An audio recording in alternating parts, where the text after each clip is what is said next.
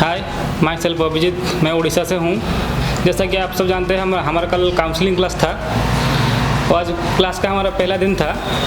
तो हम पहला दिन आके जो एमडी सर थे वो हमको सीपीयू कैसे रिवॉल्व करते हैं, कैसे उनका जो तरीका है, ट्रिक है, वो सब हमको सिखाए। और हमने भी 10 बार आईसी रिवॉल्व किया और भी सक्सेस मिली हमको। उसके बाद सुबह 7 से लेकर 10 बजे तक हमारा प्रैक्टिकल चला। बाद में देव सर का क्लास शुरू हुआ। देव सर ने हमको ये पढ़ाया कि कंपोनेंट के बारे में जानकारी दी।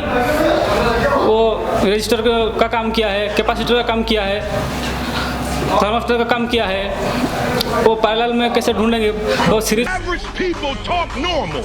Average people talk problems. The great talk solutions.